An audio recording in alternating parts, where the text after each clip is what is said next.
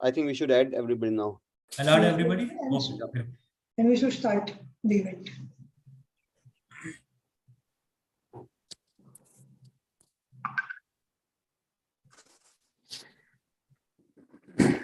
Yeah, I think now we can start, right? Yeah, we're live on YouTube also. Perfect. So now, I think we should keep others on mute if possible, so that there's no disturbance in between.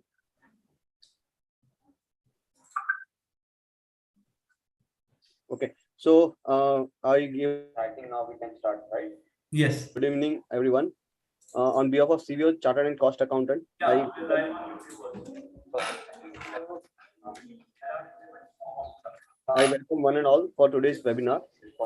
This webinar is been organized by Youth Committee of Cvca under the leadership of CA Paras Savla and Committee in charge Deep Cheda. They are organized, very innovative and need of term. And we have very eminent speaker today, Mitesh Shah. He is also a chartered accountant. Welcome, sir, for today's webinar. Thanks for having me. You're welcome. Just to brief, what is the Cvca Association? It's an voluntarily non 73. This is a year we are going to celebrate our 50th year anniversary, and we have around 2,000 plus professional members who are either CA or maybe chartered cost accountants or members industry is one of the wing of Cvca, and it takes care of the various needs of professional engaged in the industry. Channel give them a proper career guidance, and those who have recently passed out CA exams or whatever professional exam, Cvca has a mentorship program also, where our leading professionals from a different fields such as startups, industry, banking, taxation, assurance services, transaction advisory, do one-to-one mentoring with all these newly pass outs, and they get a direct connect with those who are leading in the industry, and these mentors address their concerns, their grievances, and they guide the members accordingly. Also, this committee organizes a lot of family evening programs such as trekking, cycling, treasure hunts, etc. Our friends, we have one more very good program for the students, youth of the association. Shri Shanti Beji Veshi Khiraj Harya Education Assistance Fund, where we provide interest-free soft loan to our needy student. For that program also, we have a lot of tie-up with various leading classes of Bombay who give discounts of around 30-35%, and that ensures that the student have to bear very limited financial issues. We also conduct a lot of public awareness program as a part of our Cvca's 50-year celebration. We are going to have an 18 public program on a various financial literacy and awareness for the public at large.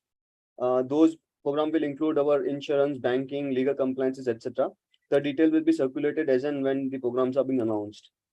Friends, you will all agree that the government's push on startup has really paid a great dividends. We are now becoming active ingredients of the entire ecosystem of startup. I really feel proud when I read last time a report that India is the third largest startup ecosystem in the world after US and China. And this bit is more important, remarkable when we compare our per capita income, where we rank at 142, and still we are third in the ecosystem of a startup. In fact, I read somewhere that as on 2021, we have a 80 plus startup who have become a unicorn now, and I think this is actually a great remarkable country for us. There could be many questions in the mind of public, like what does startup do, whether the startup survive only on the capital funding, or what are the, we see a lot of majority of the startup fail in an initial incubation period itself.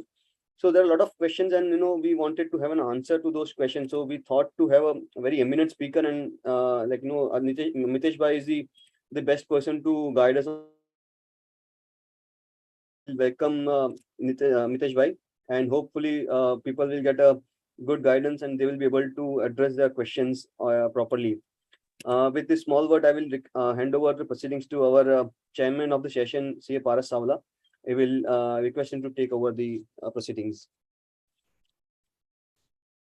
Thank you, President Amit Bhai. Today's speaker and my friend Mitesh Shah, who is the CA, the committee members, convener of the committee Deep Chheda, committee member Disha Veera, Vice President of the Association Jinal Saula, and other dear friends. It's an immense pleasure to welcome you all to this event. This is being an offbeat topic as such, but we thought that as a committee level, we thought that this should be made. We should create awareness of such type of investment opportunities for the members as well as public at large. And this the wonderful work with the Mitesh Shah and his team is doing at the IPV. So we thought that this is the best speaker to have on this event. Everyone is aware of startup. Everyone says that startup. And one of the greatest thing what people know of the startup is that they're loss-making companies, and still they are able to get the fundings, even though they are in the losses.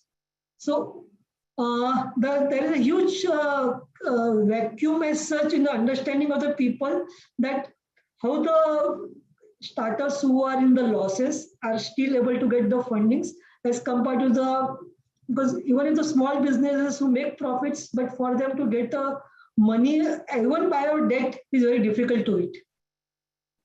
Many of the Indian startups have entered into Unicorn Club, which means the 1 billion club, and we have more than 100 unicorns in India, and this year also, and this number is increasing tremendously day on day basis.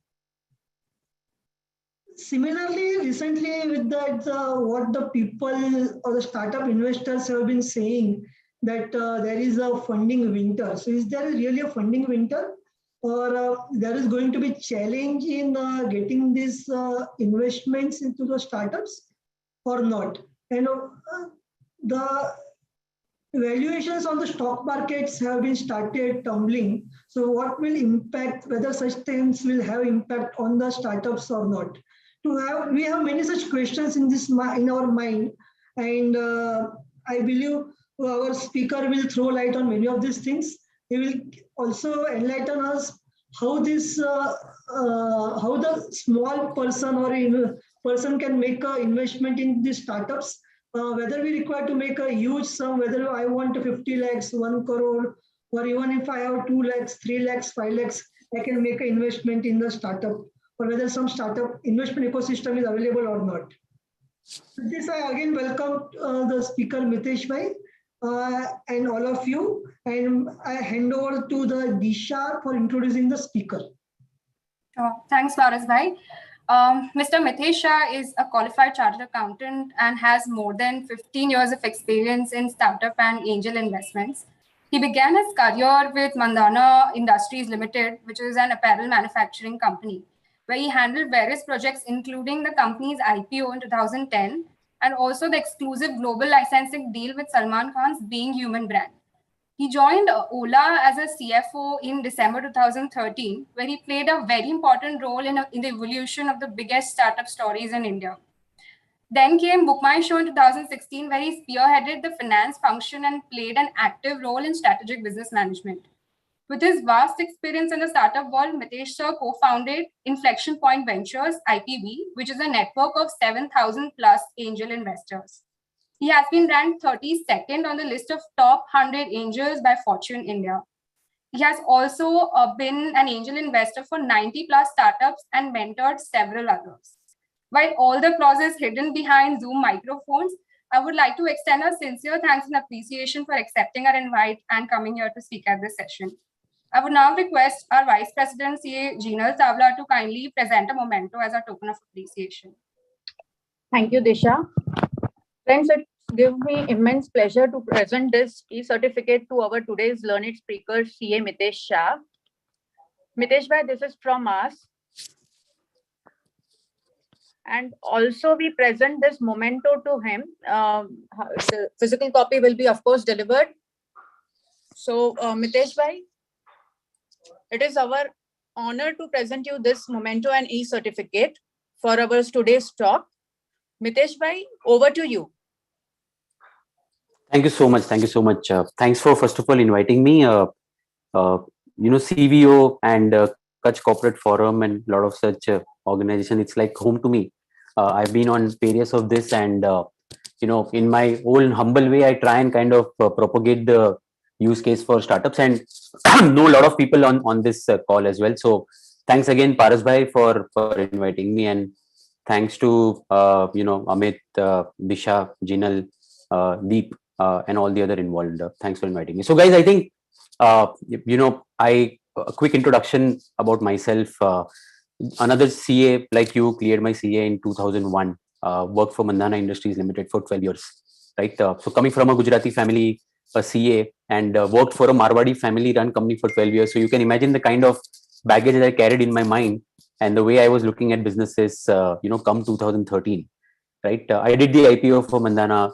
Handle the Being Human brand association and all, but at that point in my career, around 2013, there was this slow but steady movement happening around startups, right? Through some common friend, I met Ola co-founder, Ola founder Bhavish, and it just kind of struck me so hard the way these IITians or the entrepreneurs in general, the young age entrepreneurs, they think about the problem in hand, they think about solutions, they think about the business dynamics around it, and most importantly, the unit economics, right? Paras bhai started on that note, that how do loss-making businesses actually are able to garner so much valuation and funding, right? I was also one of the one on the other side of the table asking similar questions, right? But I think the kind of approach that I saw with these sort of businesses and the way they thought about businesses is kind of swamped me, and I decided to join Ola. And that was probably the smartest move that I made in my life, being at the right place at the right time. For the next 2.5+ years that I worked with Ola as CFO, I not only managed to raise close to $2 billion of funding, working alongside some of the smartest VCs in the world, including SoftBank and Tiger Global and DST Global and a lot of other marquee VCs. But it gave me a new perspective of the way we look at businesses, we being CAs, right? And we being any commercial, minded person. Also, we look at our investment avenues, right? So, like all of us, we evaluate various asset classes for our investment. And generally, till that point in time, I used to kind of detest startups, thinking that this is a very high investment, opaque area. It's like, spray and pray. Yeah, satta khelna hai. Basically you invest in 10 and you hope that 2 of them will succeed, which will make you the money, right? Again, startup ecosystem was not so robust at that point in time, but I think it taught me a lot of new things and all. And I started my own journey as an angel investor around 2015 itself, when I made my first angel investment. So since 2015 till now, in my, in all modesty, I can say the short career of angel investor, having now seen the other VCs and angel investors approach, I have been fortunate enough to be part of growth story, having invested in 100+ startups now. Plus also a few of us like-minded people started IPV around 2000. Sorry, I'll just switch this off. There's some noise in between. Cool. Hope I'm audible clearly. Please, there is some network fluctuation probably. So if at all I seem to be breaking somewhere, please kind of give me a signal and I can set it correct. So yeah, in my, met some like-minded people, and we set up IPV around 2018, of which few of the people on this call are also part of. But the idea was simple. While I was individually investing into startups in my own way with my small capital and limited understanding or knowledge of a particular sector, we thought that a few of us, people who have seen the world, who have seen different businesses, have worked in different environment, if we all come together and kind of institutionalize a platform which can look at investing into early stage ideas, back the founders, I think the output can be much larger. A, because our check size can increase significantly. B, I think collectively we can add a lot of value to these startups. So, before founding IPV, I was part of a couple of other angel groups and used to invest through them, or be on their board in terms of selecting the startups or helping them with the expert network. Right. But the biggest flaw that I noticed over there is that the founders were taken for granted. There was no real help for the founder. Poor founder, to raise a small capital, will have to meet a lot of people, repeat the same story again and again. and post funding there'll be no further help. There'll be no constructive help to grow his business, which an early stage founder definitely needs. I'm going to tell that in my slides. So that's how IPV was set up. On the founder side, to help him with connects, to help him with market connect, VC connect, to help him with forming his business model and guide him in general about governance and all.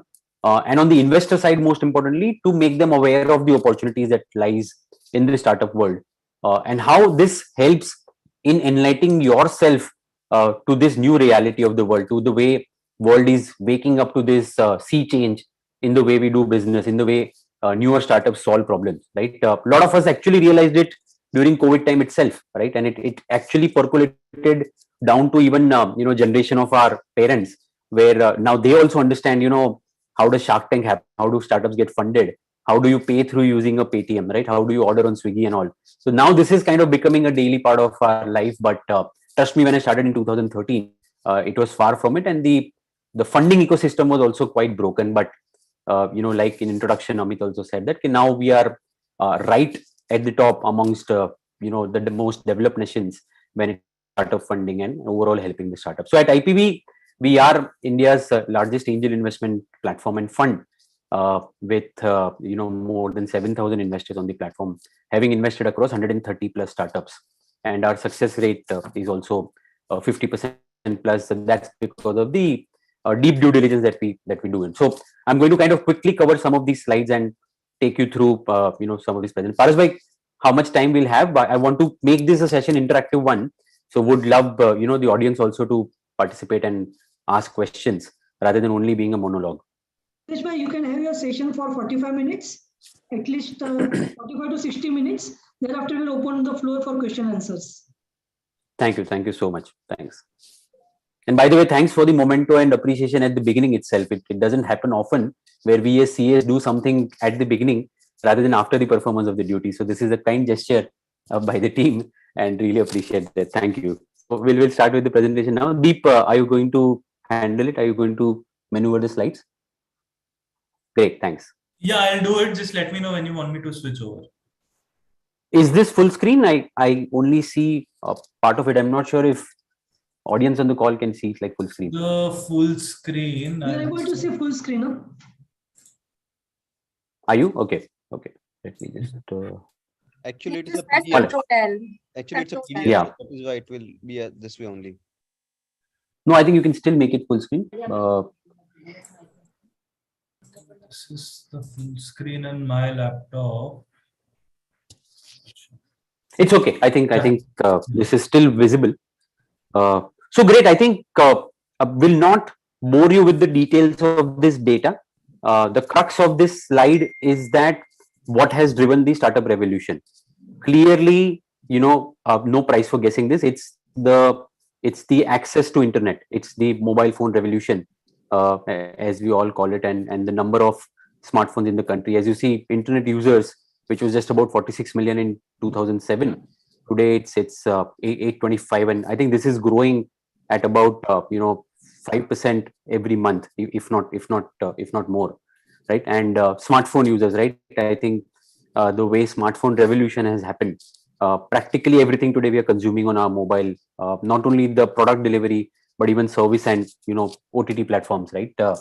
Even entertainment is at our fingertips. So about 500 million plus smartphones in the country, and even the rural penetration of these smartphones is increasing by leaps and bounds. So this entire growth, this entire rally, this entire overall increase in the consumption base, the good part about this is it's not restricted only to metro. It is, in fact, it is coming in greater proportion from rural India than urban India.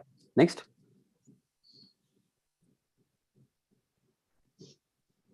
So I think Parasbhai spoke about the number of unicorns, and 2021 was a phenomenal year. I think it was unreal. And when I talk about the funding winter, summer, and the seasons that we speak about, I think 2021 definitely will go right up there in terms of one of the best years that startup ecosystem has ever experienced. I think there was a funding galore, and founders were able to raise some amazing amount of capital, to a certain extent, sometimes unrealistic as well, which kind of probably has led to this situation in 2022 as well. But that's part and parcel of the game. So almost 44 new unicorns created in 2021, which is by far the highest. And few of the names, right? Flipkart, Unacademy, Oyo, Shadowfax.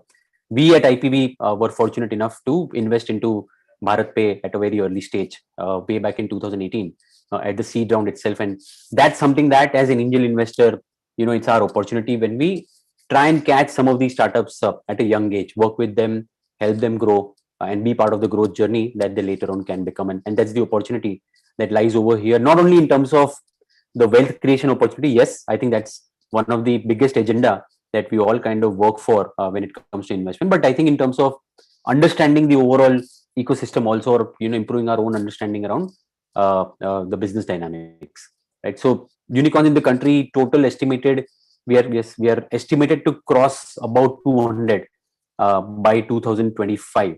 And in 2022 itself, having still kind of been through the winter period, as we say, we have already seen about 18 new unicorns created across sectors, right? So one of the key feature here is that you see on the bottom right hand side, the speed with which the unicorns are being created, that is astonishing. I think it's kind of being bridged narrower and narrower. So while Flipkart took almost 6 years to reach to a unicorn status, Swiggy and Rivigo reached there within 4 years. Udaan, Ola, Electric, I think, got this fate within 2 years. But something like Mensa, which is like a Thrasio model, aggregator of brands, as few of you would know about it, reached there within probably less than a year of its incorporation, given obviously the founder pedigree and the kind of business model that they set up. So for right ideas, I think investors backing them, kind of giving them valuation, is happening thick and fast. Next. Cool. So I think this is one very interesting slide which I would like to spend some time on. So I think, contrary to general belief that the best performing asset is equity, if you see the actual numbers for 2020-21, and somebody may argue that 2020-21 was a aberration in terms of the best year for startup ecosystem, but generally also, if you see the return on investment that a particular asset class make, angel investing by far actually dwarfs any other asset class. So like for risk averse people, we have bonds, we have FDs, we have PPF and all, which will make you a single digit return, as we all know, right? For slightly more risk savvy people, it will be gold, real estate, mutual fund, and finally it comes to public equity, public markets, which is perceived to be the highest risk asset. I think angel investment by far, definitely in terms of the risk profiling, will be very, very high risk. But at the same time, I think at the early stage that the bet you take, the probability of that multiplying and probably delivering a multi-fold return is much, much higher. While there are failures as well, but I think the successful ones kind of make up for more than the failed ones. So that an overall IRR, as we always kind of compare our returns in, the overall IRR typically are north of 25 to 30%. Let's say at IPV, in our case, the IRR over last 2.5 years that we have actively started investing since COVID time, it's been about 70% on the exits that we have registered, or the up rounds that our startups, the investing startups, have kind of entered into. So it's the crux of this thing is that if done well, I think this asset class can produce some phenomenal financial returns as well as compared to any of the other asset classes. Next. Cool. What does it need? How do you, while there is a lot of fancy or a lot of glamour around being an angel investor or being a startup investor and all, please don't do it just because your friend or your neighbor is asking you to do, right? Or just because, for that matter, I am telling you on this call. I think it's very, very important that everyone understands their own risk profile. And one thing which I always keep saying is that this is the riskiest form of investment. At the same time, this is the most active form of investment. With public market or FD or any other asset class that you, so I think it's passive form of investment that you can simply invest, take a back seat, focus on your business, focus on your profession, and I think it's done. For startups, at least initially when you are kind of getting used to this ecosystem, understanding the ecosystem, it's very, very important that you play an active role in evaluating the right startup, and then after investment also probably working with the founder and helping them with your knowledge if you're a subject matter expert in that field. And then I think you can see the actual return. So without going into detail of this, but I think the way the entire cycle works for us is first sourcing, which is access to best and brightest startup, then knowing the startup, which is performing a deep due diligence around it, effective monitoring around it, and knowledge pooling through a group of like-minded people like us, doing a proper business diligence around it. So at the stage at which we invest into startup, which is early stage, right? A lot of you would know this term, seed stage investment. What is seed stage investment? Seed stage is a guy who's coming probably fresh out of college, or somebody who's a corporate executive wanting to start something new. All he has is an idea, right? And probably a couple of his friends or co-founders who are supporting him in that idea, right? He wants to start this without any sort of a backup and all. So we fund him at that stage when it is at an idea stage. There is no proof of concept, there is no business, or there is no product also ready. So we call it pre-product venture and pre-revenue venture. So at that stage, when you are investing, you don't really have any financial records or any legal records to do due diligence. So what do we actually study about these startups? It's the business potential of the startup. What's the market landscape? What's the overall industry size?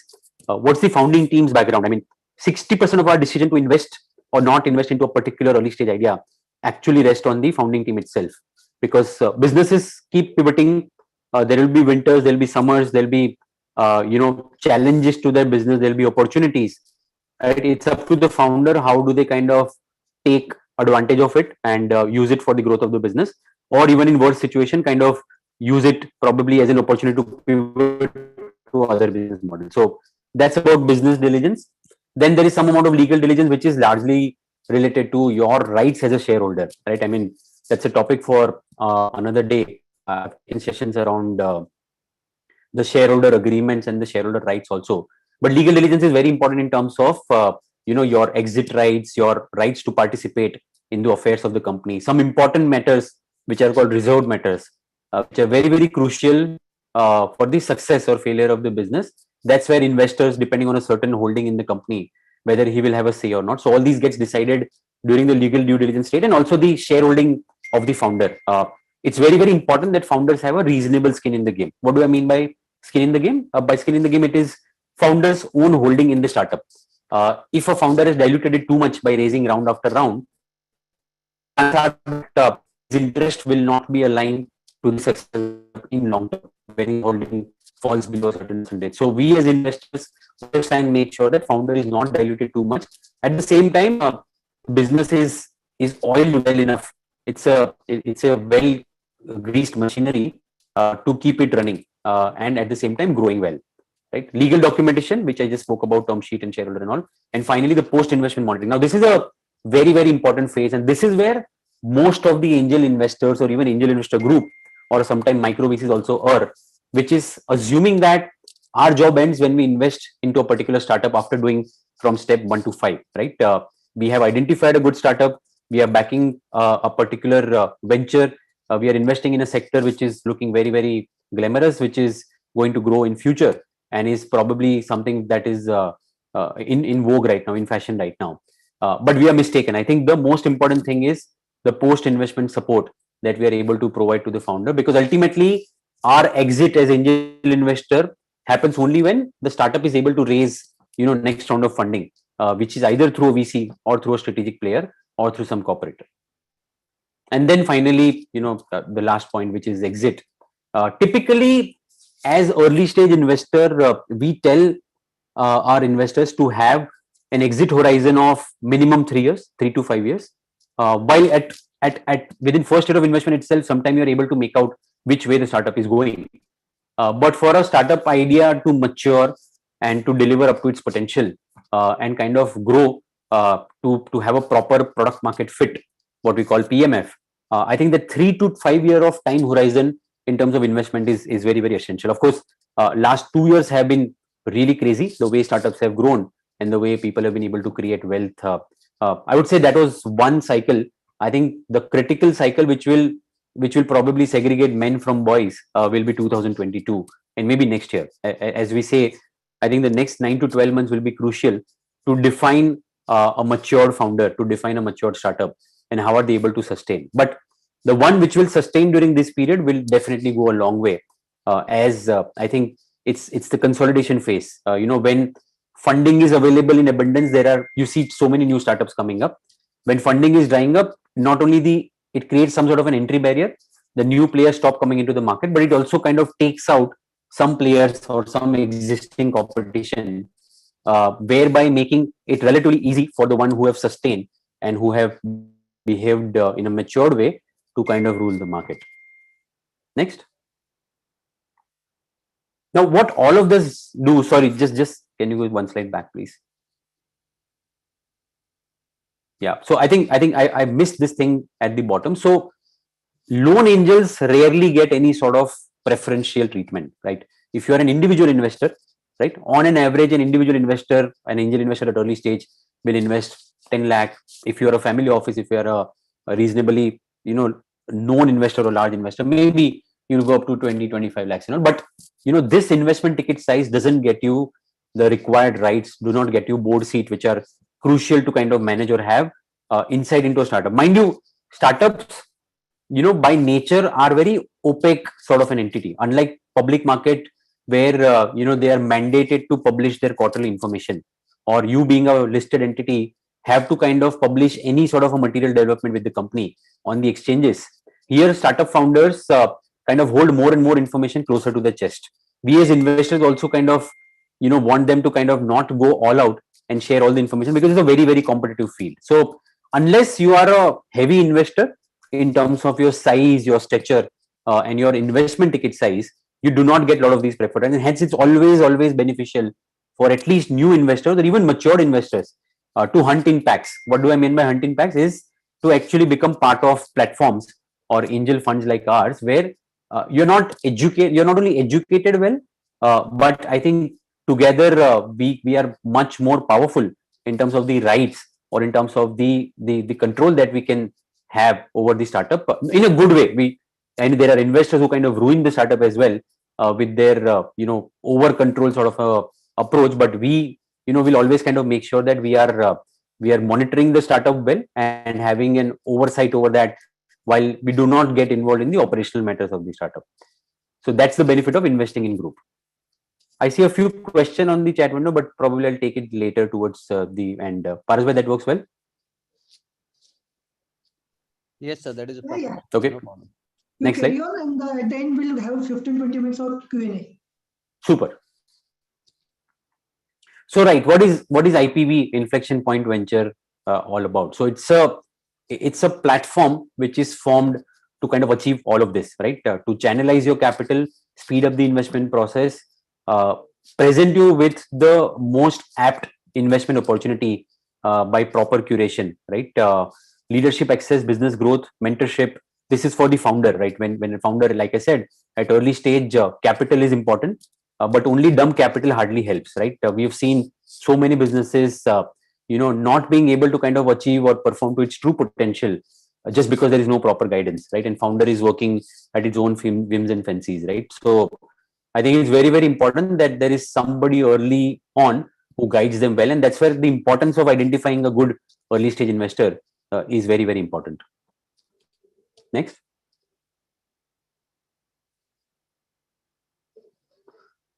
Cool. So I think typically what are the pillars on which IPV kind of works, right? So it's basically handling startup and investor. That's two sides of the same coin. Three pillars of investing at IPV. This is the mantra that we live by. Invest in great businesses run by great founders, available at fair valuation, right?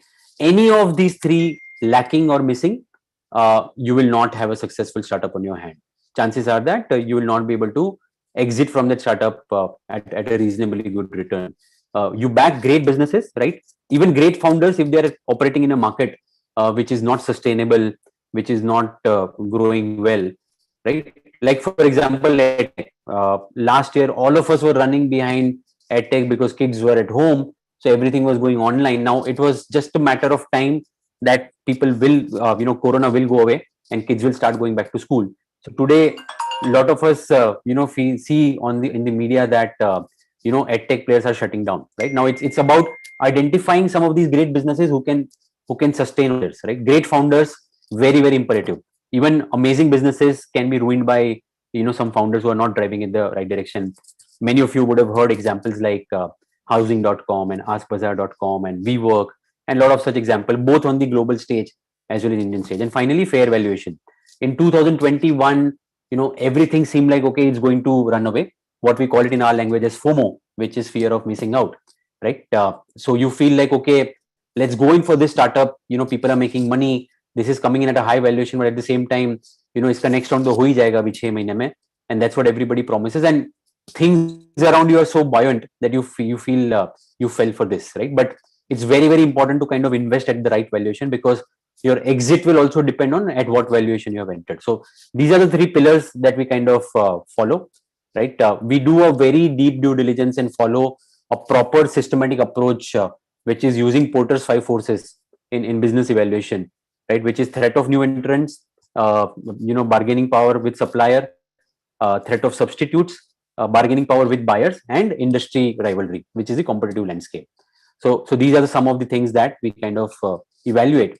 Founders, like I would like to just spend kind of some time on what exactly we look at in terms of the founding team. So one, vision of the founder, right? And it doesn't matter at what age the founder is coming to us. We have funded founders from 16 years up to 60 years, right? It's just about having these qualities. So vision of the founder, the leadership quality, the passion about the business, the passion about what they're doing, right? The problem solving approach or technical competence. So business will kind of face any sort of challenges. Founders should be able to kind of figure a way out, either with the help of investors or with any other help, right? Execution ability. Now, this is most important. I think today we are in an environment where there are so many ideas floating around.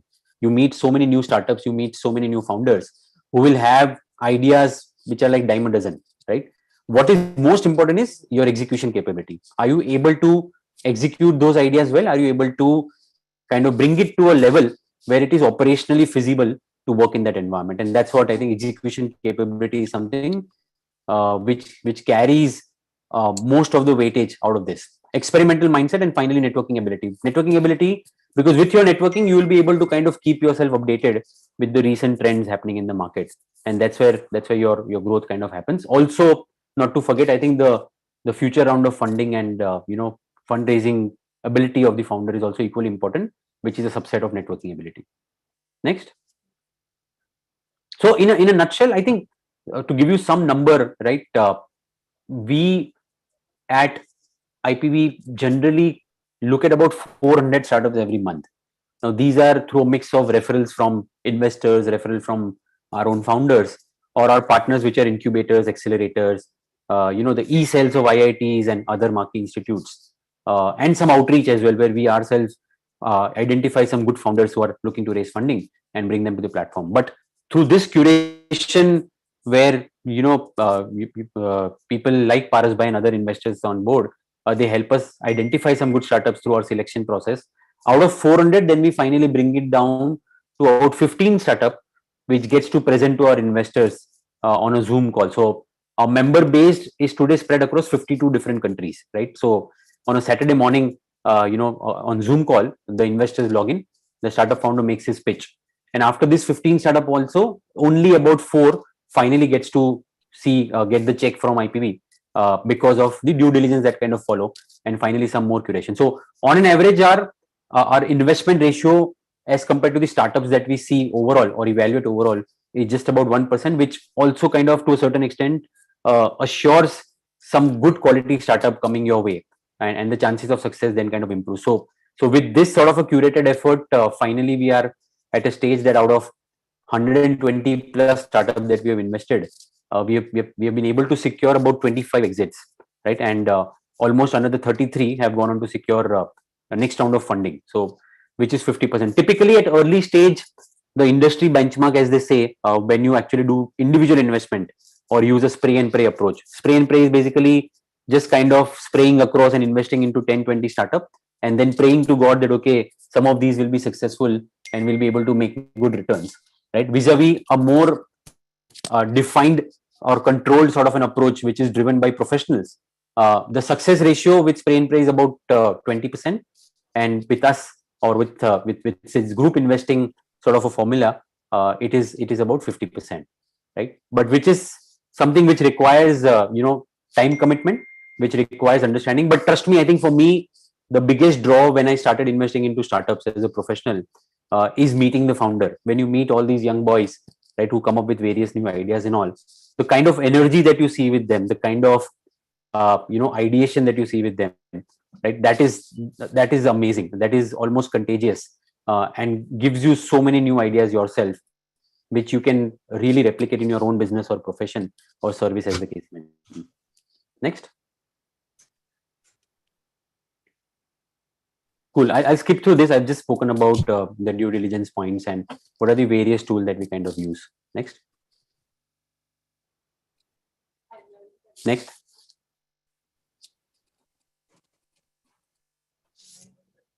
Next.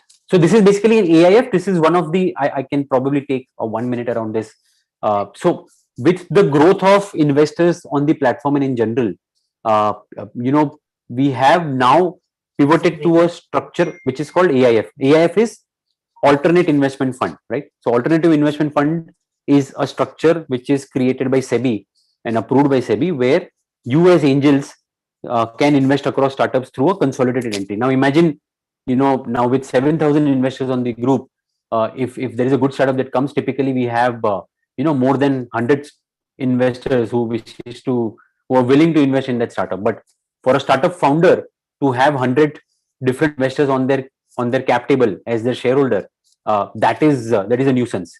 All of us would understand that for a private limited company, you cannot have more than 200 investors on the cap table. So we have our AIF, which is called First Port Capital, which is, by the way, now country's largest angel AIF with 850 plus investors already on board, having committed about $40 million of capital.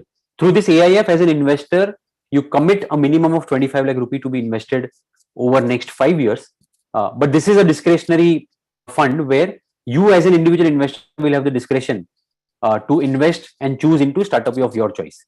Unlike a mutual fund or unlike a large VC fund, where the investment committee or investment manager decides and your money is automatically deployed over there, here you can pick and choose across which startups you want to invest, and accordingly you can take call about the allocation of the amount also. The only rule that applies is that you have to commit 25 lakh, which needs to be deployed over a period of 5 years. And there are certain eligibility criteria, like you need to have a minimum of 2 crore net worth as an individual when you invest through AIF. And if you are a LLP or a private limited company, then you need to have a minimum net worth of 10 CR. So that's about AIF structure. Next. Go ahead.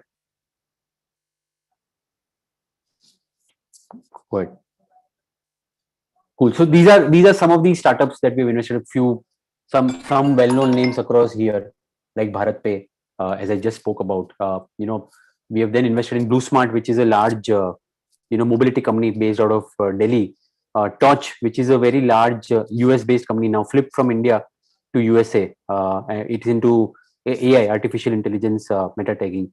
OTP, which is one of India's largest farm to fresh platform, grocery delivery, fresh delivery, and all, and lots of others. Some well-known names, and you will see that it is across sector. We are not specific to any particular sector. We have done B2B investment. We are doing B2C investment. We are doing B2B2C. We are doing enterprise tech, deep tech, health tech, even something like dating. So Truly Medley, which is into dating space, right? We have invested across that, and some OTT platforms as well, like Stage, which is a Haryanvi dialect-based OTT platform, right? So very, very regional specific, but yet at the same time growing very well. So this is our portfolio. Thanks. I will for anybody who wishes to kind of join the group, we'll come back to this later. Deep, can we open that other presentation? We'll just talk a little bit about, I'm sure a lot of you would have questions in your mind about the current environment, right? During my introduction, as it was spoken about the funding winter currently, what's the current environment? How exactly, what's the reality here? Right?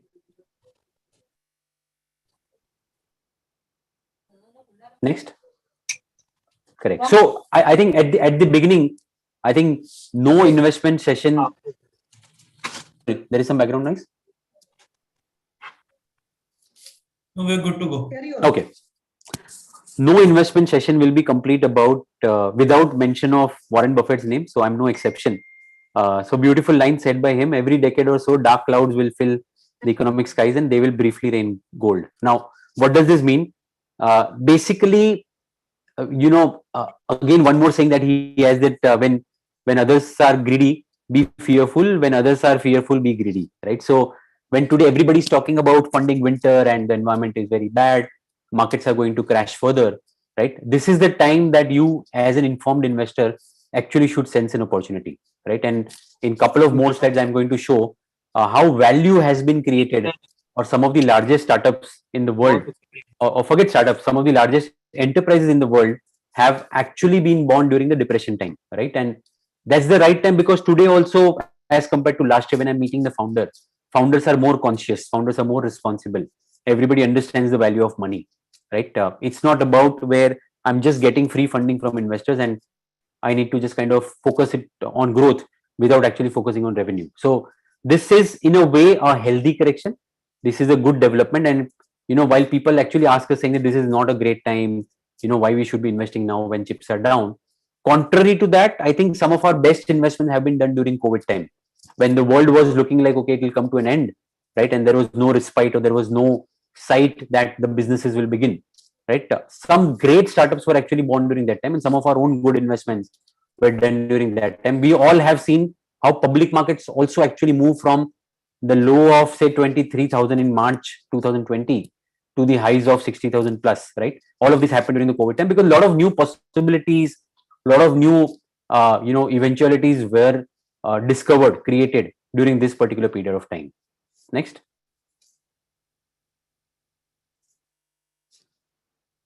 We've already spoken about this. Please skip through this. Right. So we have already seen this as well. So 2021 was just amazing. I'm not going into number, but some of the total funding, the total number of startups funded, average deal size, all the metrics you will see, on a new high during 2021. Right. A lot of new funds were actually born. A lot of new investors were born. Like I said, there was so much of FOMO. Everybody wanted to be investing into startups. Everybody wanted to be investing into equities. The number of new demat accounts that kind of opened in the country almost like doubled, right? Nobody has seen this sort of a time. But I think when it's going in one direction, I remember people were saying that when it was 60,000, people will say that, okay, Sensex is easily going to cross 1 lakh, right? Even the so-called market pundits also. So I think we have this herd mentality where we feel that things are only going to go in one direction. The skill lies when we are able to kind of take a contrarian view, and not just because we want to be different from the herd, right? Or taking a contrarian view for the sake of doing it, but when we are able to see an opportunity amidst adversity, I think that's when a successful investor is born and some great successful investments are being done. Next. Right. So this is basically the headwinds that we were talking about, right? I mean, the slowdown in 2020. Now, what basically is driving this at a macro level? If we see the factors, so look at the bottom left hand, right? A slowdown in global markets. At US level also, or even for that matter, China or Southeast Asia and everywhere, stocks have taken a beating, especially tech stocks, right? Those of you who are savvy with public market also would know that the way, the Meta, which is Facebook, and Google, Fangman as we call it, right? Which is Facebook, Google, Amazon, Netflix, all of these stocks have taken a beating. People like Alibaba, which used to be the star of the market, the blue-eyed boys, have fallen to an all-time low and all. Now, so tech stocks have taken a beating. In India, separately, I think some of these new issues that got listed, they have also seen, hitting lows like very, very prominently. I mean, imagine an issue which is backed by government like LIC, also kind of going beyond the issue price. So generally, the markets are turbulent, right? And that kind of calls for valuing it in the right manner. It's not about investors not having money. It's not about liquidity kind of being sucked out of the market. It's about valuing the stock in a proper manner where investors will still be comfortable into investing. So slowdown in global markets, geopolitical tensions. We all know about Russia-Ukraine war and the other allied situation to it. Rising global interest rate, inflation has been one of the main worries, which has forced Federal Bank and all the other central banks to increase the rate right? Thereby kind of curbing some amount of growth on the corporate earnings side. And overall bearish public markets. Last year we saw so many IPOs. Last year we saw so many new fund offers, and so many startups also kind of turning unicorn.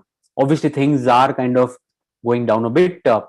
Especially on the startup side, I must say that a lot of these frenzy, which was more like perceived growth opportunity or potential rather than the actual growth potential. So in a way, it's a healthy correction, which I, as an investor, I'm loving this time right now because it gives me great opportunity to invest into some amazing founders, some amazing stories, without actually having to compete with some other VCs or some other angel groups who's willing to offer them a crazy valuation. Right? Today, we are able to handpick the startups of our choice and invest into a few great one of them. But those who are able to kind of manage funding, raise money, right, have also kind of been at the receiving end during this cycle.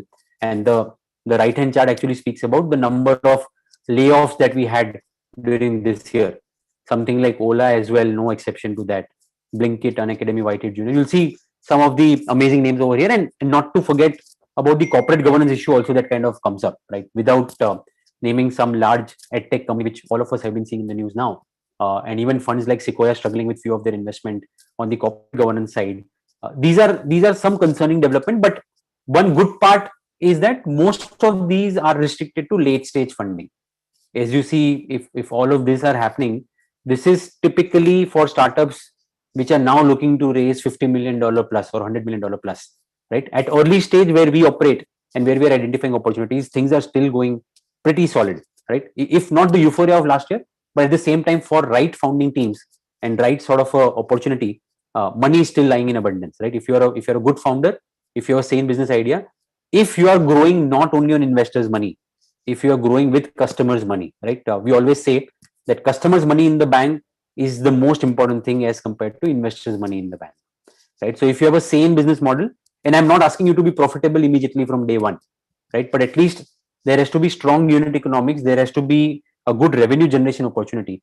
Then I think this market is still receptive, and we are still kind of backing such founders. Investment activity has not halted at our end. Next. Cool. So this is exactly what I was talking about. If you see through this slide, let's look at the great economic downturn of 1970s. Companies like Microsoft and Apple were founded in 1975, 1976. All of us on the wrong side of 40 will remember the dot-com crash of 2000, 2002. India was also no exception to that. But during the same time, companies like SpaceX, Google, Baidu, which is from China, MySQL, some of these multi-baggers were born during this time, and then they survived through, right? And the financial crisis of 2007-8, the Lehman collapse, and the economic downturn that kind of followed, some amazing startups like Airbnb, Zynga, WhatsApp, Square, Evernote, Uber, Spotify, Dropbox, all like winners or outliers were actually born out of this particular time, and that's kind of makes me say that be fearful when others are greedy, and be greedy when others are fearful. Next.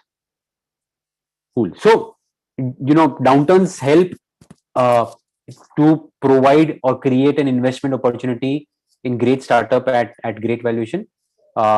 Late stage startups will be willing to raise survival and growth capital from. So this is also a trend that we have now been seeing in the market, that some late stage startups also, because they are not able to raise funding from VCs, are now actually coming back to us, angel funds and platforms like ours, where they are looking to raise some amount of survival capital, or for that matter, even growth capital. Now, these are not necessarily bad startups, or they have not been burning money, but it's just wrong timing that when they were out there in the market to raise funds, the economic downturn happened. So some of these can also be good opportunities. However, you have to be very selective about those, especially those with very high capital burn and all.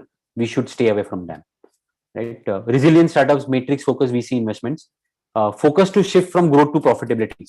Increasingly nowadays, we talk about discussions or we hear discussions where VCs are now looking at businesses which are more stable, which are gunning towards profitability, which are able to sustain even if this downturn has to extend beyond 12 months. I mean, one estimate says that we are in for this bear grip for at least about 18 to 24 months.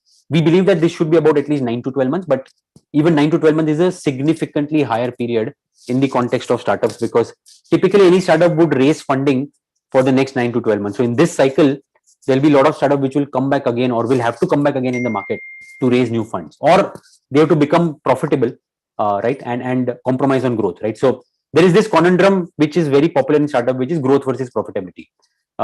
The normal myth is that if you become profitable, you have to compromise on growth, and you have to grow, then you can't focus on profitability, right? So that is something that people believe, but we have seen businesses and we have nurtured businesses which have still been able to grow and at the same time turning profitable, or turning at least towards a break-even sort of a situation where it is still sustainable. The thumb rule that I use, the formula that we always use is, it's called the rule of 40. Right now, what is rule of 40? For evaluating any early stage startup, the sum of the monthly growth rate in their business and the profitability should be 40%. Right? That's when it's a good investment opportunity for me. Now, it can be a startup which is growing at 50% month on month, but having a negative EBITDA or negative gross margin of 10%, right? Or it can be a startup which is growing every month just 10%, a sane growth, but having a profit margin of 30%, right? Either of the two are good for me, and hence rule of 40. So if the summation of these two is 40, it's a good opportunity for us to kind of look at as early stage investors. Next. Cool. So I think these are some of the instances where even today, just to kind of strengthen my point, it's not that market is completely devoid of any sort of liquidity, or there are no funding rounds happening, right? Even in edutech, where people are saying that, okay, there is a big amount of downturn happening over here, and we hear all sorts of news around Byju's as well. Startups like PhysicsWala recently turned unicorn with a large funding, right? A SaaS firm, which is again in the similar space, Lead Squared, has turned unicorn with $150+ million of funding.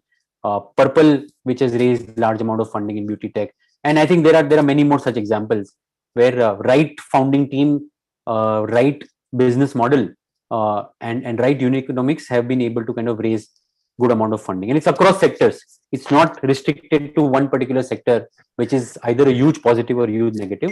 Right from EV till beauty tech till edu tech, even space tech, right? Some great opportunities have come into space tech. Some great opportunities have come into agri tech. So all of this, have been rewarded if they performed well. Next. Cool. And the last slide, I think, like I was saying, there is no dearth of liquidity in the market, and this I'm saying on the back of strong data, right? So there are enough and more funds which have raised so much of large amount of capital from their LPs, right? LPs in this case is the limited partners which invest into this fund. Now this can be sovereign funds, this can be US university pension funds, a lot of other family offices, and all of this put together, even individual HNIs, NRIs and all. But look at the amount of funding that some of these large VC funds are sitting on. We ourselves, like I told you at Angel AIF, we have a total commitment of $40 million plus, of which we have so far deployed just about 16 million, and still going strong, looking for some great opportunity. We've just launched our own VC fund as well, called Physis Capital. We've just got the SEBI approval, and we hope to go live with it by October. So this is the opportunity which is there for right. Ultimately, when these funds have taken money, they need to deploy it, right? They need to deploy it in the right ideas. So do not think that this is a bad time to invest and there will be no VC funding, entire activity will stop, there'll be no great exits and all. I think with the right sort of an investment approach, no market is ever too bad to invest, or no market is ever too good to say that, okay, I have to invest, otherwise I'll be left out. So it's very, very important that you take an informed call and understand from basics what is startup investment all about. Great. I think with this, I will open the forum for a question answer.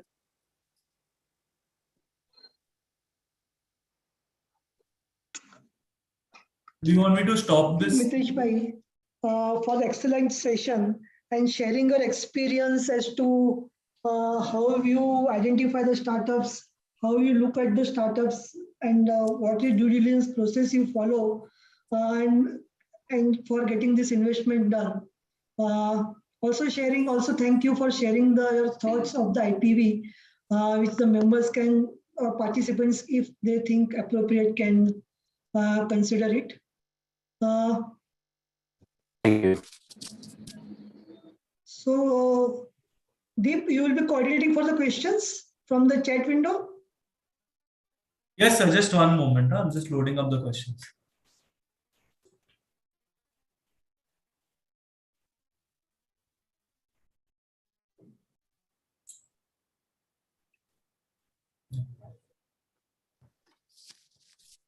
Sir, first question is related to investments only. Like you rightly covered, I think the question is in two parts. First is how to evaluate startups from an investment perspective, since most of them are initially loss making. And what is the typical investment horizon? When do we ideally get an exit? So I already covered it. So I think a good startup. I'll just still simplify it. 2 or 3 main factors. 60% of the decision for investing in the startup is relying on the founding team, understanding their background, understanding their aspiration.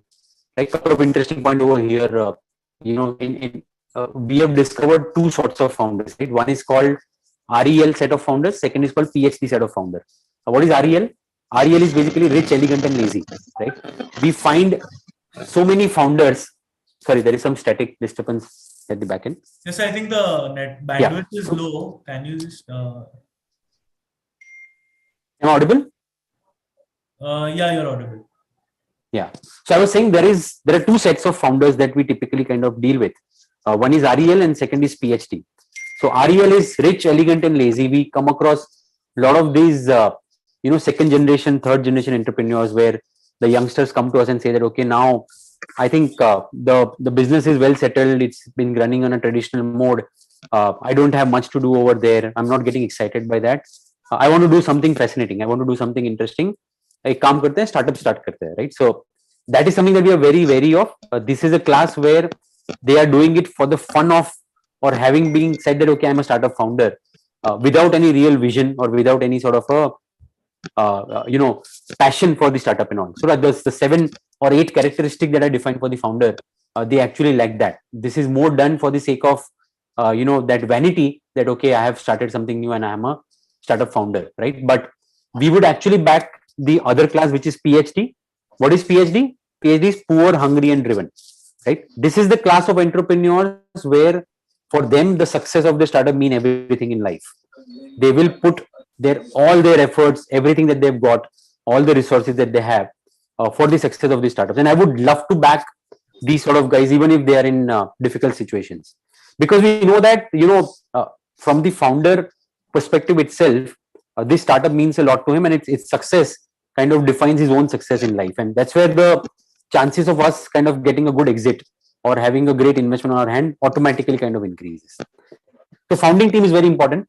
The sector in which they are operating or the business model that they have, competitive landscape, unit economics, these are all other points which make up for the balance 40%. Right. What was the second part of the question, Deep? So what is the typical investment horizon, and when do we ideally get an exit? Yeah. So as I said, I think 2 things over here. One, always look at it on a portfolio basis, right? You cannot kind of make 1 or 2 or 3 investments and then talk about exit or talk about having a certain return expectation or tenure expectation. As a startup investor, I have this thumb rule, which I always tell my investor, is that do a minimum of 20 investments, and you can decide on the ticket size accordingly. At IPV, we try and kind of have an inclusive approach where we try having as many investors as possible. So the ticket size that we have is minimum 2.5 lakh rupee per startup. You can invest as small as 2.5 lakh rupee per startup and become an angel investor. But our only request to our investor is that please have a vision, or at least have the ability to invest across 20 startups minimum. Because when you invest across 20 startups, your probability of getting good returns or having good founders or good startups in your portfolio kind of increases. So the thumb rule that I always follow is that when you invest in 10 startups, you recover your capital. Okay, you get all your money back, because around, even with a conservative approach, 6 or 7 of them will fail, and the balance 3 will get you the capital for the 6 or 7 also. when you invest across 20 startups, that's when you actually beat the public market returns also, right? Or your fixed investment returns also. And when you start going beyond 20, which is 30, 40 plus, the chances of you having a unicorn or a multi-bagger here is defined as something which makes you 20x plus return, right? And cover for a lot of your other startup investments as well, or your failures as well. That automatically kind of improves significantly, right? So when you want to become an angel investor, make sure that you have sufficient gunpowder. You are having a systematic approach to investing, and you are not stopping at one investment, two investment, five investment. At least have a vision to invest across 20 startups, and then you will see that the money is churning by itself, because the investment horizon between 5 years, in some cases, for you to make 20 investment, it typically takes about, when you start, when you are a novice and you start at for the first time, it takes about 1.5 2 years. Now within this time, you will also start getting returns, and that's where your kind of portfolio kind of funds itself.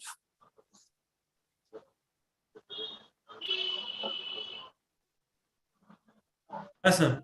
So that was one question. Connected to it, sir, another question, like you said, right? Somebody who is getting into investment in startups should at least invest in 10 to 20 startups, at least to see that churn in the money, right? But overall, Correct. how much, in your view, say as an investor or somebody who is not actively into only startup investment, such as yourself, as a generic investor who is in some other profession or is actively pursuing some other business, what percentage of the portfolio should be allocated to startups? Very good question. Very good question. So I wish I could give a specific answer to this, but the formula that I go by is that, first is obviously you carve out something which is for your basic need, your running expenses and your household and your basic saving, which is so we follow the principle of SLR. SLR is safety, liquidity, and then returns, right? So in this order, I think first is your safety bracket, where you put some money which are immediately available, which are your FDs and your bank balance on your mutual funds and all, right? Then comes liquidity, where with reasonable degree of safety, but liquidity, public market kind of scores over there, where over a period of 5 years, I think public market will give you generally in any cycle will give you, let's say, a 15% sort of a 12 to 15% IRR pre-tax, right? And then finally returns and all. So the final bracket, which typically I follow for myself, is that something that which has the your lowest liquidity requirement, or let me put it that way, that you can also afford to write it off from the time you invest, right? Where you say that, okay, this capital probably I'm not going to need for another 5 years, or God forbid, even if things go really, really bad and I'm not able to recover a large part of this capital, it should not kind of move the needle so badly for me. That the portion of your wealth or your overall portfolio that you should be looking to invest into startup, right? So anybody who's 40 plus, typically I think about 20 to 30% of your portfolio should be invested into startup, right? Personally, I have increased that weightage over a period of time, because I've been active for 7+ years now, and I've seen the entire cycle with some good exits also under my belt. So that kind of makes it simple. So I think typically when you start, try and start early, try and invest early, and also kind of keep an eye on the exit also. A lot of time investors make a mistake of saying that, okay, environment is very good right now, which a lot of people did last year. There was some good exit opportunity on the table, but people said that, okay, things are looking very, very good. Why should I take exit right now? I'm taking an exit right now at 10x. I'm sure that this will become 20x next year. Now, there is nothing called safety in startup. Today, a startup which has grown to 10x, there is no guarantee that tomorrow also it will give you 20x return or even that 10x return. It can go downward as well from that point in time, if not managed well or if not executed well. So money in the bank is the most important thing. Always try and kind of secure your returns through proper exits and through proper investments. Very well explained with that SLR concept, safety, liquidity, and returns.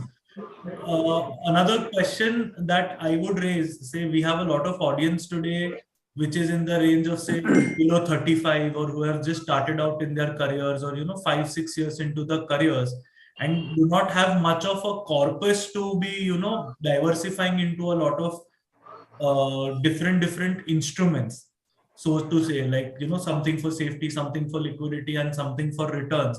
And in general, what we understand theoretically is the risk appetite is also high at that particular age bracket, say around 30. So should a new investor who has received his first salary check, should he invest in a startup, or should he invest in FD or in equity? Honestly speaking, I think it's very important, like I explained in my previous answer also, that first kind of secure your immediate needs, right? As a new first time investor and all, obviously you need to have some household expenses, or some future immediate needs, like wedding in the family, or your house, right? Or that car, which is the next equipment for comfort, higher education, right? All these things, or maybe some exigency contingency like hospitalization and all, God forbid. So I think these are the things that you need to provide for. So you cannot undermine the importance of fixed income investment as well, because these are ultimately at the end of the day are not only safe but relatively liquid as well, right? So if I invest in a 2-year FD, while return wise it is horrible post tax return and all, right? But at the same time, probably when I need the money, at the most I'll forgo my interest and I'll be able to take the principal out. So I think you definitely have to kind of provide for that. Post that, I think, given depending on the kind of social security you have, other earnings member in the family, the kind of support that you have from family in your immediate liquidity needs, you can decide to invest into startups. A lot of our other investors also sometimes they do it in groups. So they carve out a smaller amount each, and then they invest in through that groups, come into our AIF, form a group and invest through that LLP or AIF, and then try and kind of wide base their portfolio by investing into startups as well as other assets as well.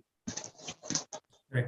But what is most important over here is that don't invest in haste. I'm sorry, I'm reiterating this, but do not invest out of FOMO just because somebody else has made some amazing amount of return on startup and pitching to you. Mind you that investors will always talk about the startups, or even in public market you see this phenomena that people will only talk about success. They will not talk about the other 9 or 10 failed startups or investments that they have made, right? So please take a call for yourself, and please be aware of your own liquidity needs before you invest into startup. But I think it's a great asset class to have, definitely something which is more progressive, and you should build a portfolio over the next 2 to 3 years, and you'll definitely see that in next 5 to 7 years the kind of returns it will make you. Right. Sir, again, one more question related to younger investors, mainly because we have a lot of young people in our audience today, and a lot of people are asking the same question. One is a very basic question is, sir, what is the basic or what you say, the minimum ticket size that an investor should bring in, right? Second, how do we do it? Like, one, of course, is the angel investment fund or alternative investment fund that you showed us through IPV. But of course, even there are certain entry barriers for investors. What are the other sources through which young investors can pool in their money into the startup ecosystem?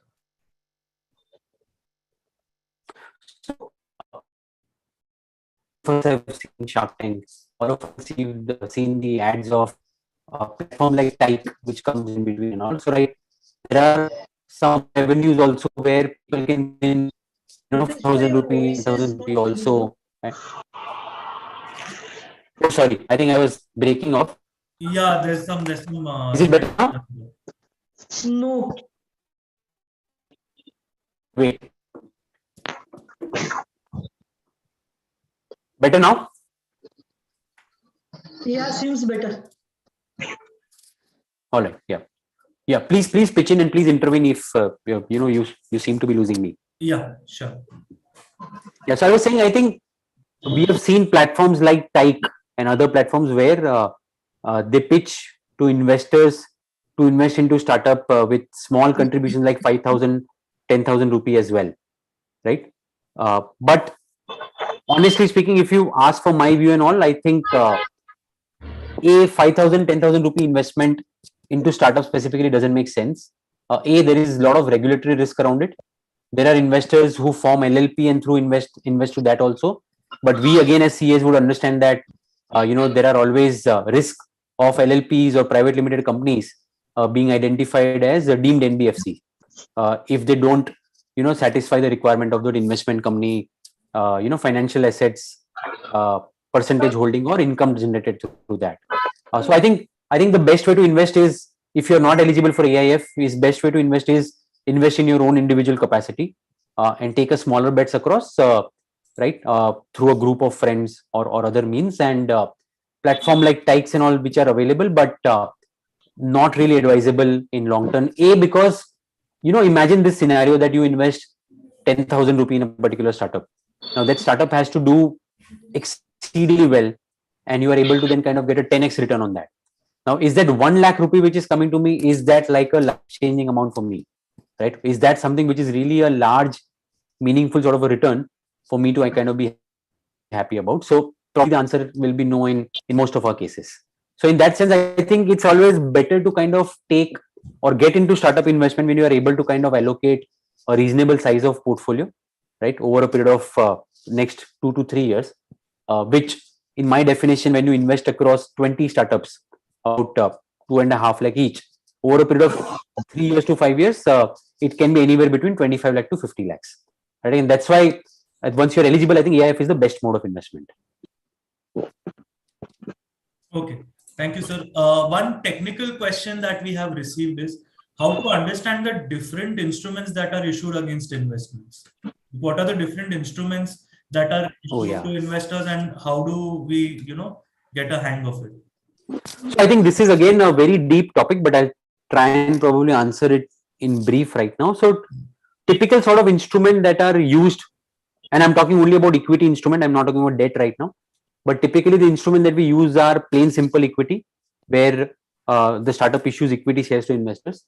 There is something called CCPS and CCD, which is compulsorily convertible preference shares or compulsorily convertible debentures. These are the most prevalent instruments used for startup investment. The advantage being that you invest right now at a value. Tomorrow, God forbid, if the startup valuation goes down, the CCPS or CCD entitles you to have a liquidation preference where you are able to get your principal investment back when the company goes for winding up a liquidation. It also kinds of kicks off an anti-dilution clause. Very simply put, let's say if I have invested in a startup at 50 CR valuation and I have invested for 10 shares, if the valuation of that startup tomorrow goes down to 25 CR, under anti-dilution I will be able to have 20 shares. So my holding in the startup should remain the same. That's what anti-dilution kind of implies. So this is possible not under an equity instrument, but it's possible under a CCPS or CCD.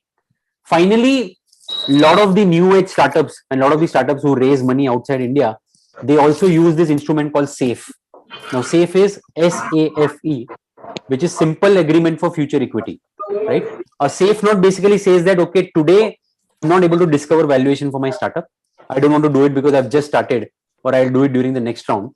But I'm raising money, whatever is the next round, your investment will convert into equity shares or CCPS at 20-25% discount to that round.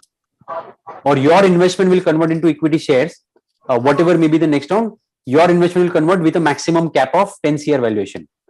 So even if the next round happens at 20, I will convert your investment into my company at a valuation of 10 CR maximum. If next round happens at 7 CR, then your investment will also convert at 7 CR. So SAFE basically gives that sort of flexibility to both founders and investors, that right now it's more about my belief in you. I'm investing into you, but I'm not able to kind of gauge the valuation of this startup.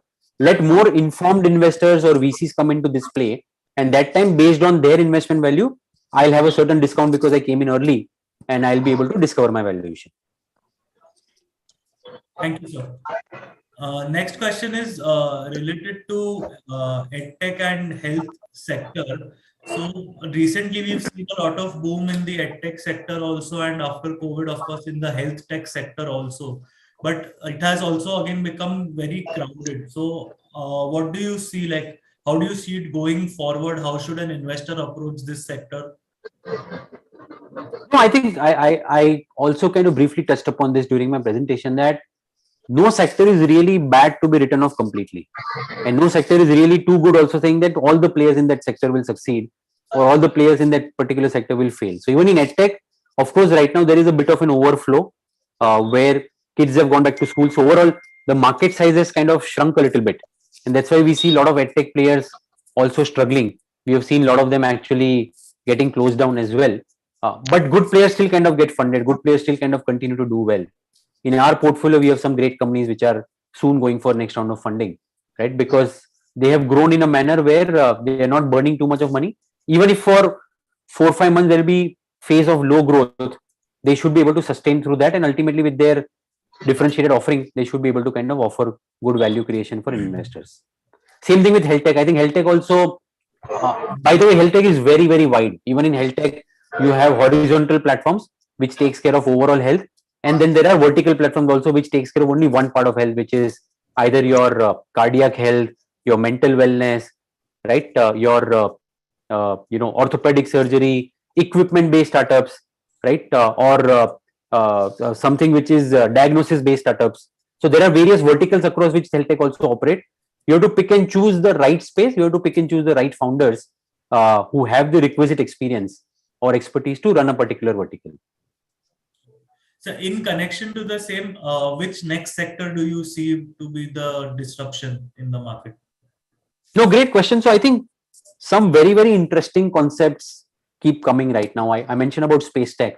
So these are these companies which either own a satellite or they rent a satellite from satellite owners and actually kind of do work with banks or insurance companies and all to provide them data about a particular sector. So imagine a particular farmer's field in Jaipur.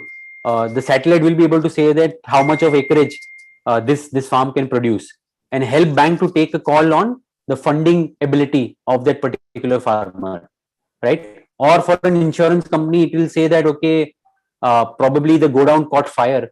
At what time did it actually caught fire, and what was the reason behind that? They can actually monitor this through, the space tech, the satellite as well. We have all seen, companies, in this EV space also. So EV is also space which is coming up very, very fast, right? And EV again, there are EV electric vehicle manufacturer. There are battery swapping players. There are battery charging players, right? So it's again a very, very diverse field with various sort of players operating across each subdomain also, but they hold a lot of promise.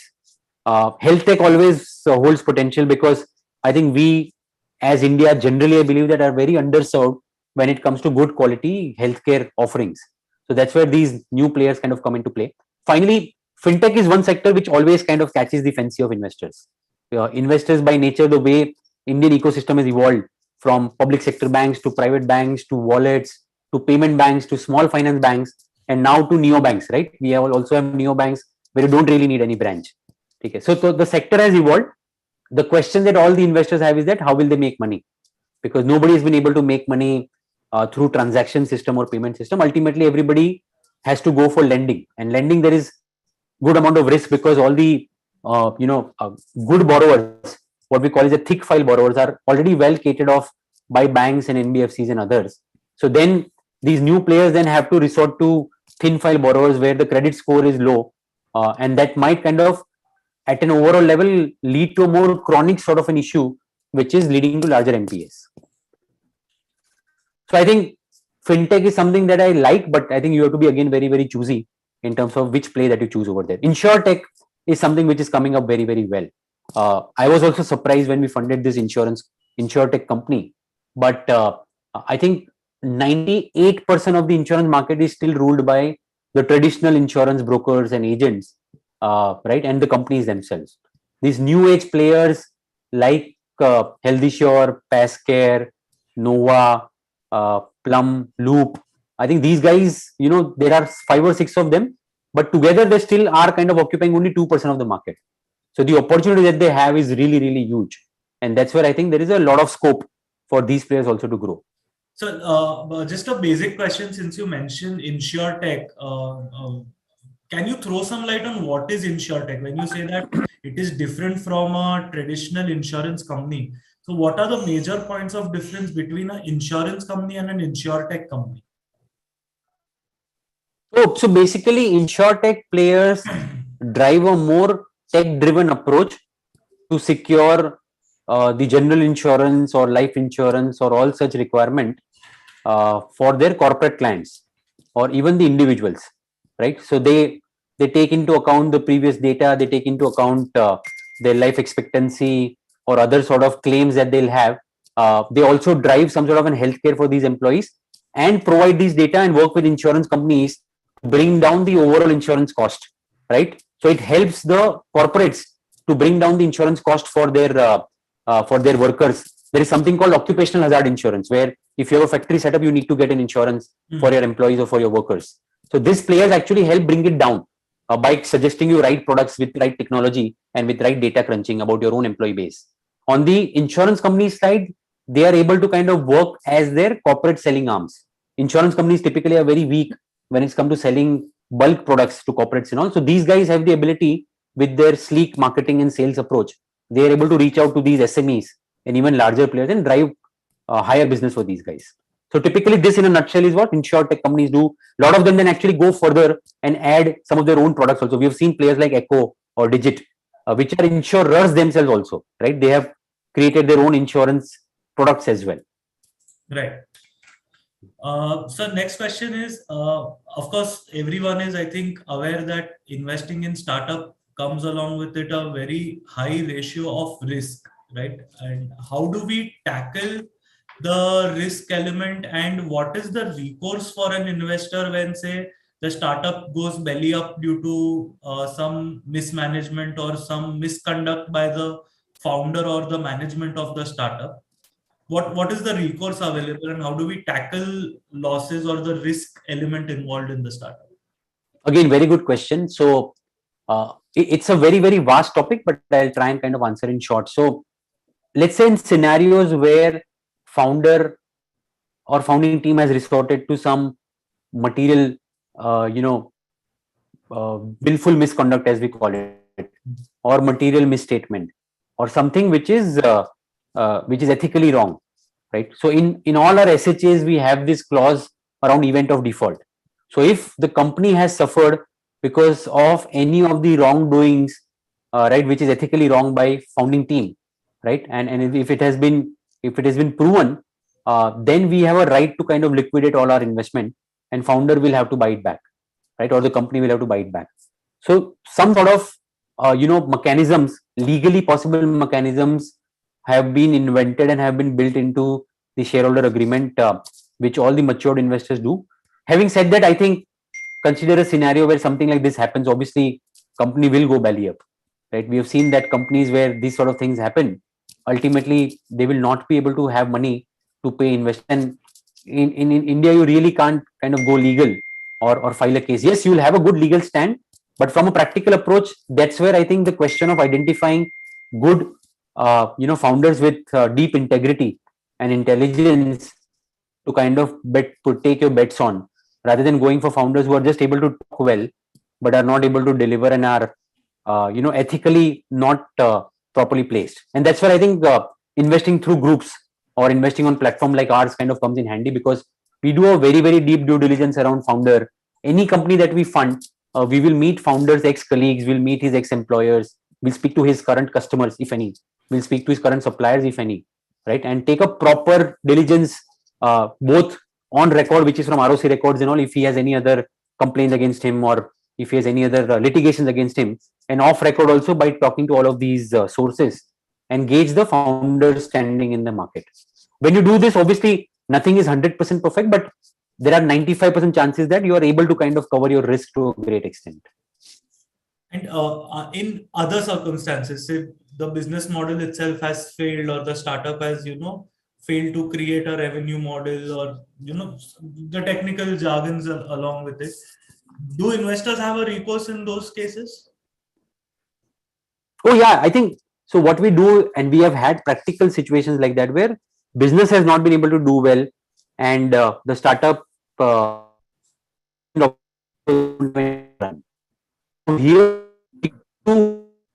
one, if business has created any sort of IP, right? Which is an intellectual property right around their tech infrastructure, around their product, around the systems, right? You are able to kind of liquidate that IP under a liquidation proceeding.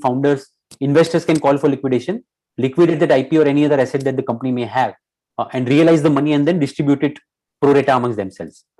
Another interesting form of recovering capital is acqui-hire, where founder is working in good faith, saying that okay, I'm not able to run the business, I've run out of cash and all, but there is this large company which is willing to acquire me because of my own ability to run business and all. And trust me, funds are in great demand in the market. People want to acquire them because of the experience that they I think have. there's some bandwidth If issue.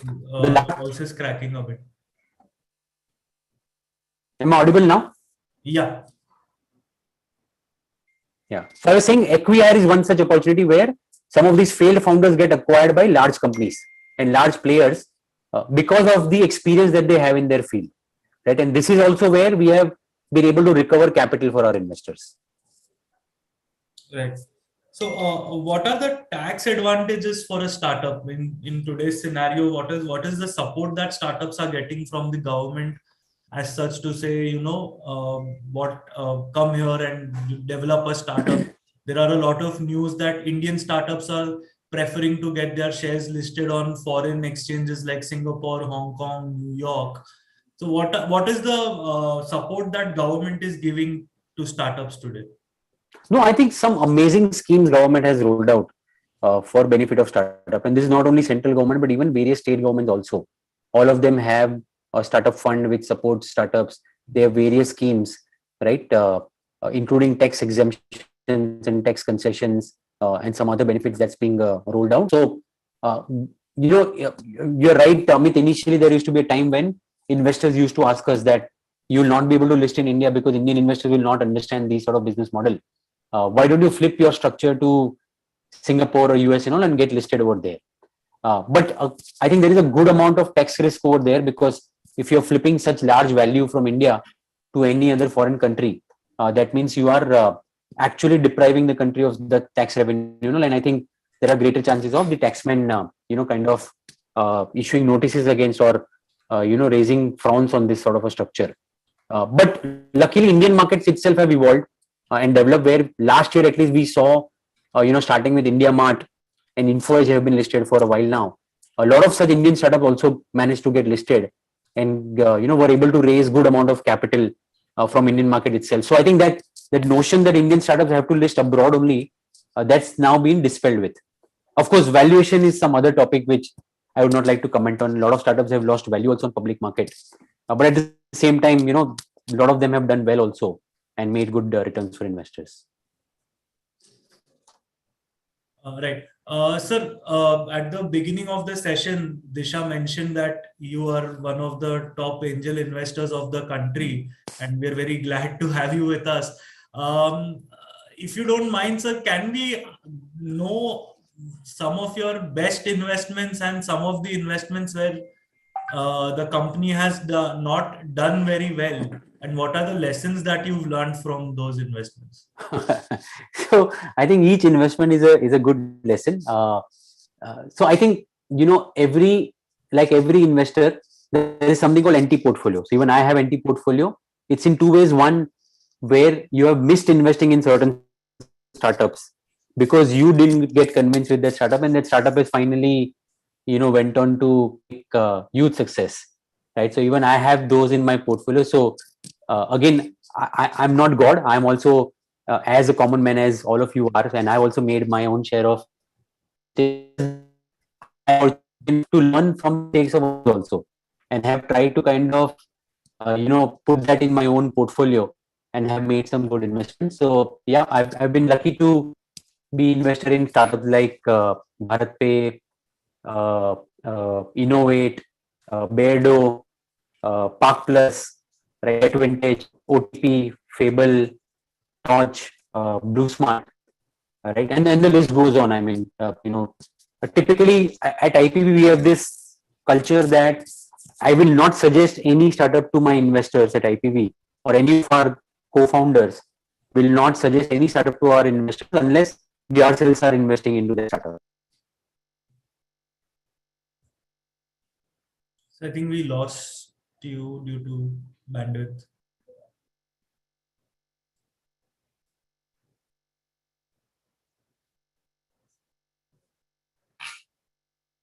Hey, sorry, I got dropped off for a minute. Am I audible? Yeah. Yeah. I don't know, how So far you heard you me. were mentioning at IP we don't suggest startups to our investors. Correct. And after that, So at IPV we have this rule that we only suggest those startups for investment to our investors where we ourselves are investing. We have to put our own skin in the game, right? And that has driven a lot of our success. Having said that, obviously, I have also invested in some failed startups, right? Luckily, that proportion is small. But typically, I think one learning over here is that as an investor, I would not worry much about the startups which can fail. I would rather invest into startup which has a huge upside potential, because if I have a portfolio of 100 startups, if I'm able to invest in 5 good startups, I know that will be more than make up for the other startups also, even if they have to lose their entire capital. All right, that doesn't mean that we go reckless about investment and keep choosing bets without any fundamental study. But I think as an angel investor, one good trait of an investor is that where you're able to identify the upside with the potential, rather than only kind of trying to be risk averse all the time and try to defend the downside. Right. My downside with a failed startup will only be 1x, but my upside potential with a good startup can be multifold. It can grow, beyond 50x as well. Right. Sir, I think we've somewhat covered this question, but at the cost of repetition, I would again, I'm again posing probably the same question in a different form. But what structure would you suggest, right? First, we had this discussion that, say, a young investor probably will not be able to clear the entry barriers of AIF, right? So it would be better if they go as an individual investor or a personal investor. But again, going as a personal investor, the way you covered it in your presentation also could have its own risks. Say we could not have enough representation at the board. We could not have enough, preferential treatment or have our voice heard at the management level. So is there any midway or a hybrid model that young investors can consider with low capital?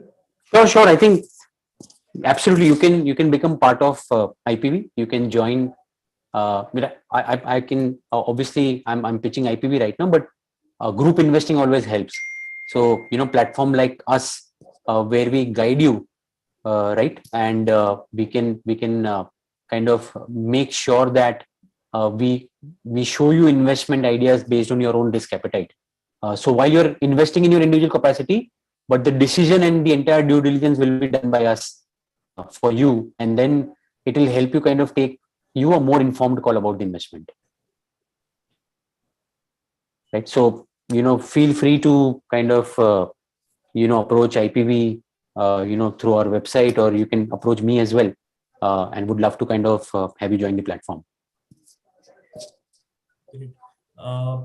Paras bhai? I have a hard stop at 6:45. So if you are done now. Yeah, sure. Paras bhai, the floor is yours. Yeah. Thank you, Mitesh bhai, for sharing the valuable insights and also sharing your vision, your success story on to the members who can explore investing in the startups, which they till now always would have thought it's not possible for them to invest with the small money, but you are given the options through IPV or through other such angel network. They can they can approach to this. With this, I thank you, and I request Deep to offer a well-deserved vote of thanks to the Mitesh bhai. Thank you, Paras bhai. Today's session, sir, is our first. We've started a new series with Paras bhai's guidance and our president's support. We've started a new series where we are opening up different forums for young members to show them what an unconventional CA is. We all know what a conventional CA is. We all have been seeing a conventional CA for past many decades. But we as an association wanted to open up a new line for our younger members to show them what an unconventional CA looks like. And I think we could not have had a better start than Mitesh Bhai with us, with something as thrilling and exciting like investment in startups. And I think today's session has been an eye opener for a lot of audience and lot of young members who were always with the view that okay, startup investment यार जेब में 10-15 करोड़ 20 करोड़ हो जाएंगे तब कभी सोचूंगा कि startup investment करना है. I think it has been a very huge eye opener and an awareness session for us having you today. And sir, we thank you for accepting our invitation and sparing your valuable time with us and sharing your knowledge and your views on the startup investment with us. And I think it has been of huge benefit to all our members who have attended this today. So once again, sir, on behalf of the entire association, we thank you very much. Thank you so much for having me. It's always fun to share insights, on a subject which you are personally passionate about. And I think today's session was just one more opportunity for me. So would love to come back and kind of share, more insights into different topics, like some of these subtopics around, when you invest, what are the other things that you need to be careful about in terms of documentation and investors' rights, as well as responsibility and other things. Would love to be back. But thanks for having me. Thanks for inviting me. You guys have been a great audience. Thank you. Thank you so much, sir. Thank you, Mitesh Bhai. Thank you so much. Thanks, everybody. Thank you. Bye. Thank you, Mitesh Bhai. We look forward for a support future. I'll end the meeting. Yeah, end the meeting. Okay.